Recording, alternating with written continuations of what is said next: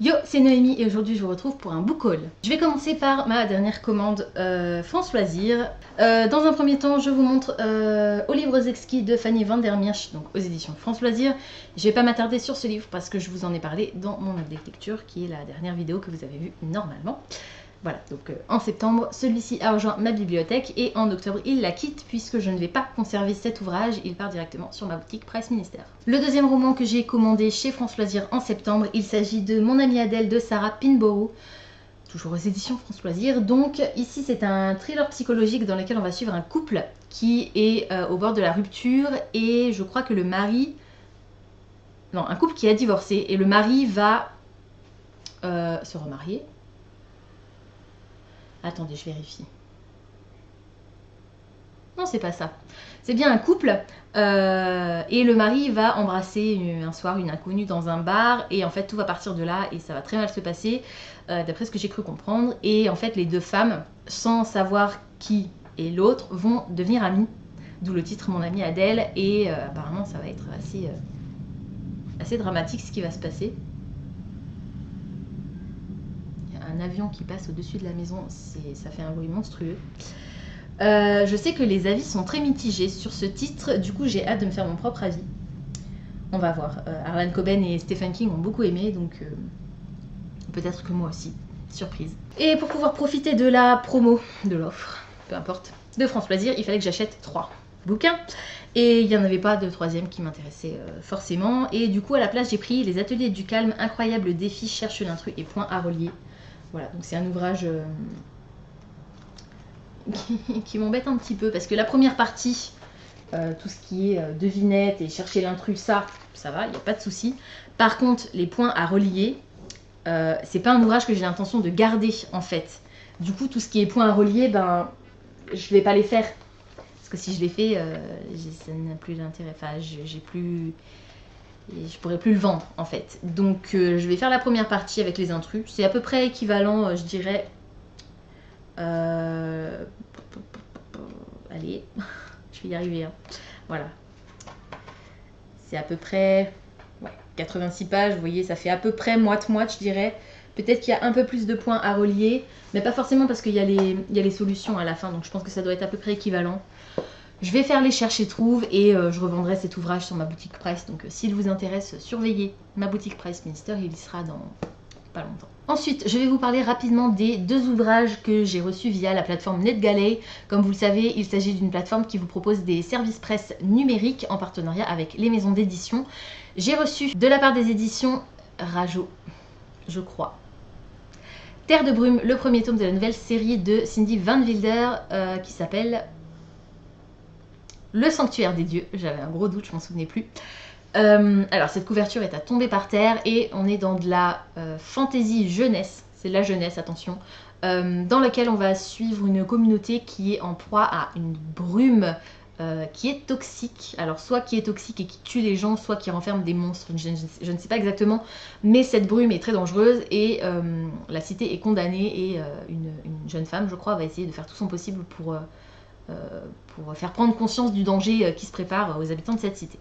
Et le deuxième titre que j'ai reçu de la part des éditions NetGalley, je vous en ai également parlé il n'y a pas très longtemps, puisque c'était le livre qui était dans la box 1001 livres du mois d'octobre. Il s'agit de Grace and Fury, le premier tome de la série de Tracy Bangart, et comme je vous en ai parlé il n'y a pas longtemps, je ne vais pas m'attarder dessus, on passe à la suite. En septembre, je suis allée au festival Le Livre sur la Place à Nancy, et j'ai acheté 5 titres, je vous présente tout de suite le premier d'entre eux. Il s'agit de Masque de Carole Cerruti aux éditions Dreamland. J'ai trop hâte de lire ce livre. En plus j'ai droit à 2 super marque-pages. Voilà. Et une très jolie dédicace. Voilà. On est au Japon en 2059 et c'est un monde post-apocalyptique dans lequel les adolescentes, dès leur plus jeune âge, portent un masque et le jour de leurs 17 ans, l'empereur enlève ce masque. Si l'empereur considère que les jeunes filles sont assez belles, elles peuvent rester à la cour. Si en revanche il ne les trouve pas à son goût, elles sont bannies et je crois qu'elles sont elles vivent parmi les reclus, un peu en esclaves, en gros, quelque chose comme ça. Le personnage qu'on va suivre ici, c'est Mila, qui va avoir 17 ans et qui va du coup devoir subir un peu cette cérémonie, sauf qu'elle n'a pas du tout envie de laisser le destin décider pour elle, et elle est bien décidée à devenir libre en fait, à prendre son envol et à casser les codes. Et elle va faire la rencontre d'un prisonnier un petit peu particulier dont elle va certainement tomber amoureuse. Voilà, donc j'ai vraiment hâte de découvrir cette histoire. Le fait que ça se passe au Japon, ça m'intéresse pas plus que ça, c'est pas forcément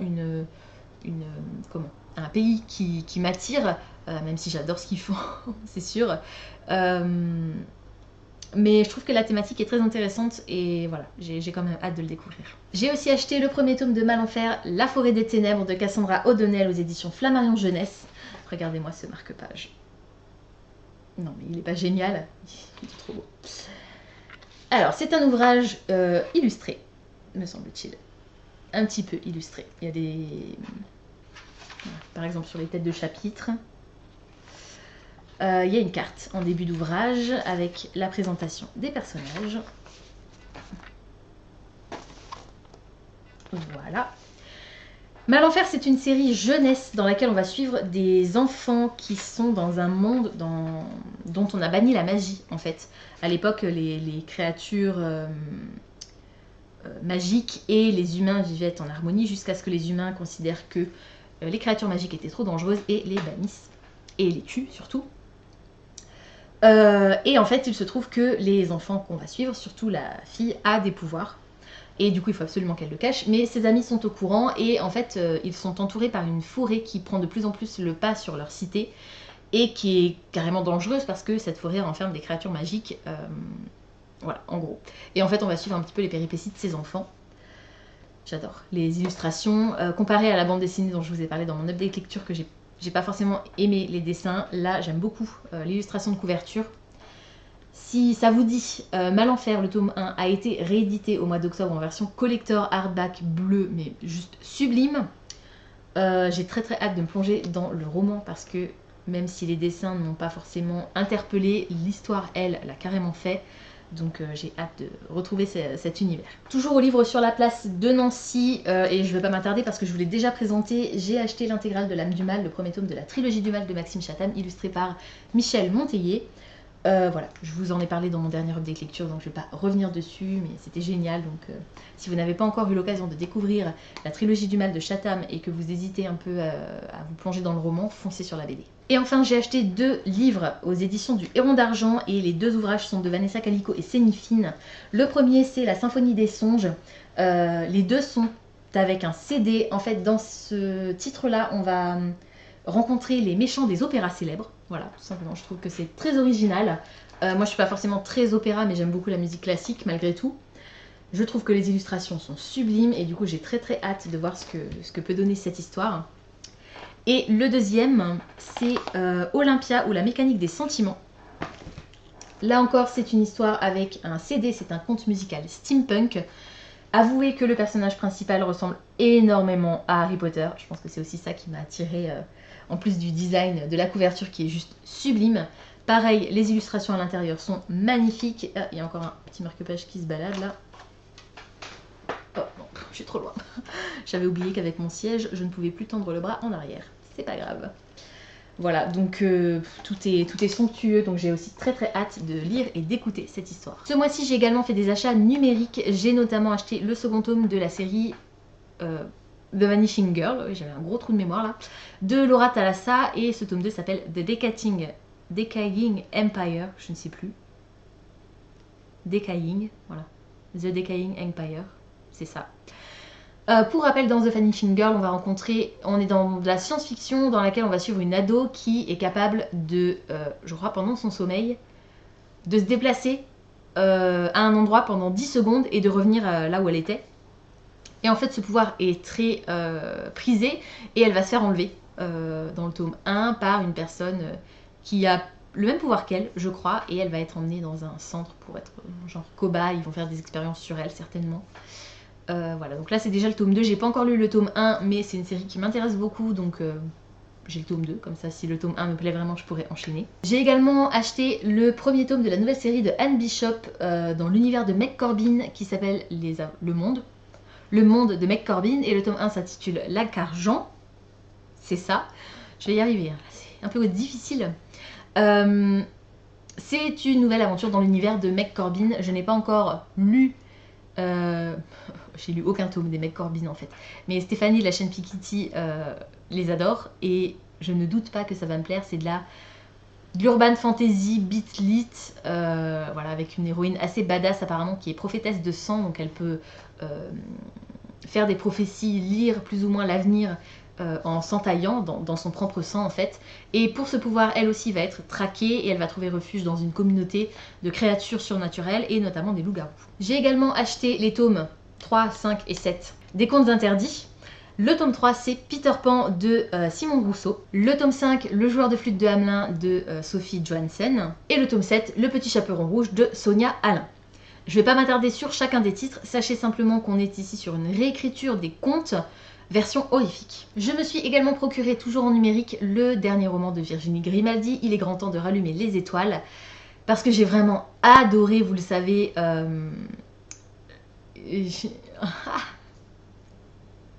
tu comprendras quand tu seras plus grande. Waouh, il était loin celui-là.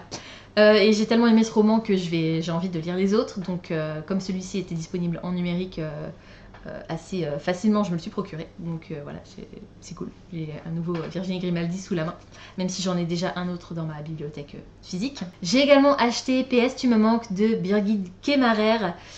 Il me semble me souvenir que dans cette histoire, on va suivre une jeune femme qui pose des lettres sur une tombe. C'est la façon qu'elle a trouvé de communiquer avec une personne qui lui était chère et qui a disparu. Et je crois qu'un jour, quelqu'un va répondre à ces lettres, quelque chose comme ça. Donc voilà, ça m'avait assez intriguée comme roman. Ça a l'air d'être assez feel good et en même temps assez triste. À voir. Je me suis également procuré, la première fois qu'on m'a embrassé, Je suis morte de Colleen Oakley.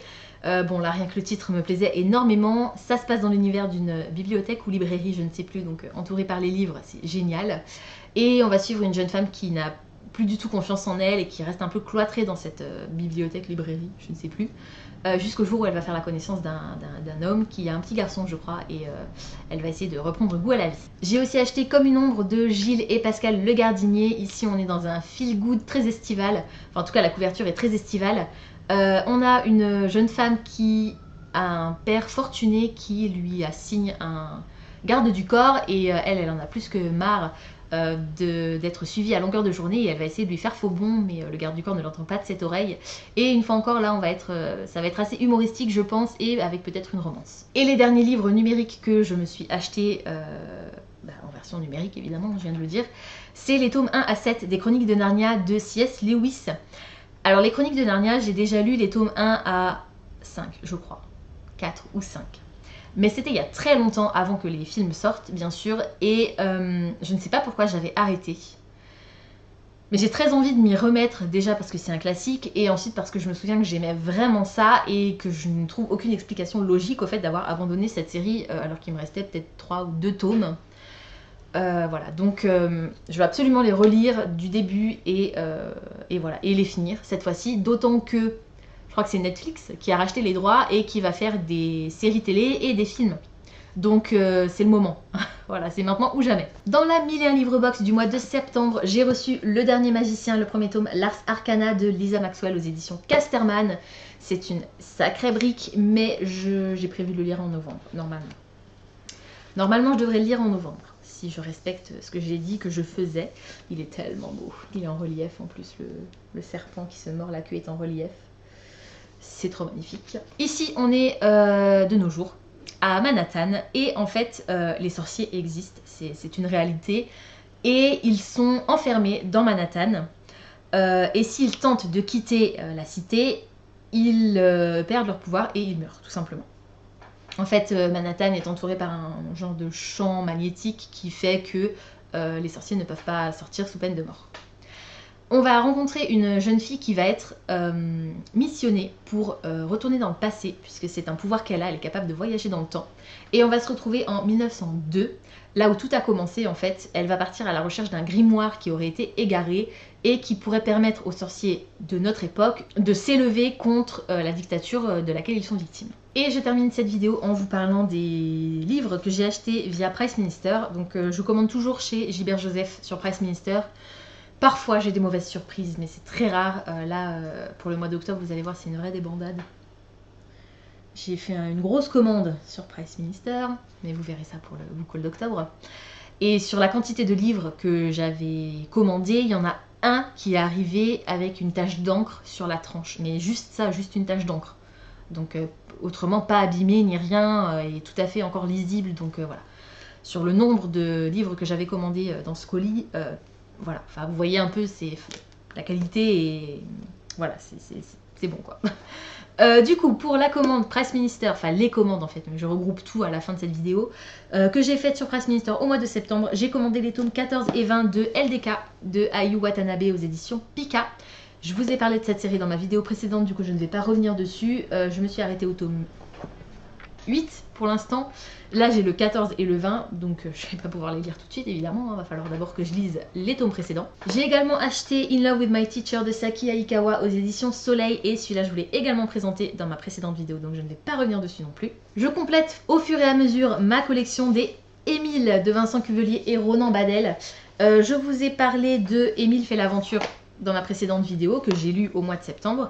Les autres, je les avais déjà lus en fait, c'est pour ça que je vous en ai pas parlé dans ma vidéo update lecture, mais je les ai quand même achetés au final.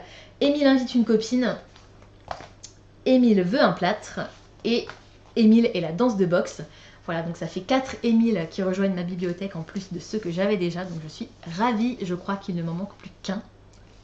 En attendant que le tome 15, je crois, sorte... je crois qu'il est sorti là début octobre. Et le dernier livre de cette vidéo, il s'agit de La véritable histoire des contes de fées, ce que Walt ne nous a jamais dit, de Julie Gredd aux éditions Pixel. Alors il y avait un petit marque-page trop mignon, mini à l'intérieur. Je trouve que ça colle parfaitement au thème puisqu'on va parler de Disney en fait. Et donc de, tout ça, comme le titre l'indique, la véritable histoire des contes de fées, d'où, comment les Disney nous ont trompés, quels sont les réels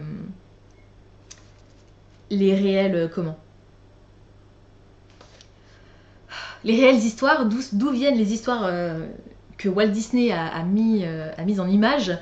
Et en fait, ce qui a l'air vraiment cool dans cet ouvrage, c'est que on est sur des échanges entre ce que pourrait dire Walt et d'autres. En fait, là par exemple, il y a un dialogue, il y a la fille au pull vert fuchsia, Walt, Robin Williams. Enfin voilà, c'est des échanges totalement inventés, mais qui certainement sont très documentés et qui du coup auraient pu être le reflet de la réalité. Donc voilà, j'ai vraiment trop hâte en fait. Vous savez que j'adore les contes de fées. Donc j'ai vraiment très très hâte de voir la façon dont cet ouvrage est construit. Ça a l'air vraiment passionnant. Une cannibale marâtre. Ouais, ça a l'air trop cool.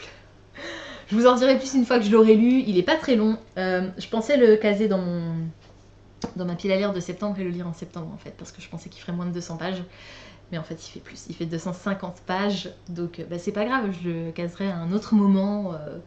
Voilà, et puis c'est pas parce qu'il rentre pas dans une pile à lire à la limite que je suis pas obligée de ne pas le lire. Donc voilà, quand j'en aurai envie je le sortirai. Et à la limite c'est pas forcément un ouvrage qu'on est obligé de lire d'une traite, donc je peux lire un chapitre par-ci par-là. Voilà, c'est tout pour aujourd'hui, j'espère que cette vidéo vous aura plu. Comme d'habitude, n'hésitez pas à me dire en commentaire si certains des livres que je vous ai présentés aujourd'hui vous intéressent, si vous les avez déjà lus et surtout ce que vous en avez pensé. Pensez à vous abonner à la chaîne, à liker et à partager cette vidéo, ça me fera toujours plaisir. Pensez également à activer la petite cloche de notification qui vous permettra de savoir quand est-ce que je poste une nouvelle vidéo. En attendant de vous retrouver, je vous souhaite d'excellentes lectures et je vous dis à très bientôt dans une prochaine vidéo. Ciao!